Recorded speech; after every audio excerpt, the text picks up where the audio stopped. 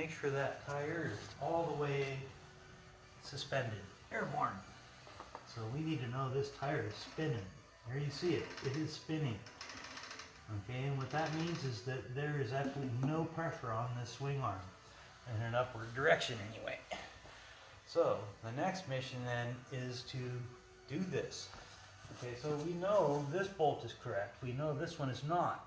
So there, we're going to have to put a bolt in once we put the foil in to make sure this fender remains in exactly the correct position. So what we'll do is we'll lift it up and put the foil in place. And it doesn't have to be anything special. Then it's careful not to go past the point where this bolt screws in. Now we screw this bolt in, and there just can be loosely screwed in. And that pretty much does it. We'll do the other side to make sure we're being even. But other than that, it really just doesn't matter. As long as we got an idea of how much room we have when this bottom is the bike is completely bottomed out. Okay, here we go.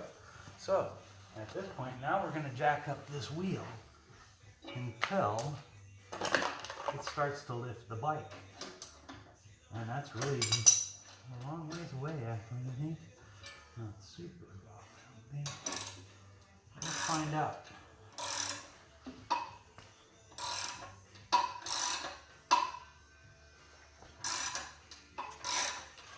And you hear the foil wrinkling now. This is what happens when you're setting the bike down onto the ground without its air ride turned on, and how low it will go.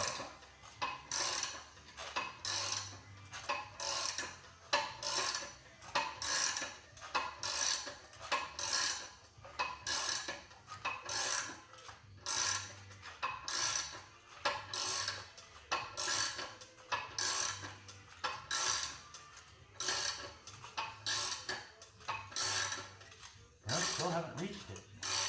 So, oh, there it is. That's the magic point. The whole bike is now rotating. And so here's where we are. We're going to set her back on her frame. Nice and solid again. Okay. So that tells us that we're at the top. If all the air is out, it still hasn't hit this fender. And well, let's prove that. And what we'll do is we'll take these bolts out again. And look how much room we've got left. So I'm saying a good inch of clearance. That could go that flat. And it didn't. So that tells me that this bike will roll even without any air shocks. Now, why are we able to roll? Because if you look really closely, when you get inside here, that's your bump stop. That right there is the stopper itself, that aluminum block. And if you follow it around and look from behind, can we see that? There it is. You can see from the back of that block, that pinkish rubbery thing is the actual bump stop. That's adjustable only in what you do with that aluminum block. Or by replacing the bump stop. And you can just see it peeking around the corner up there.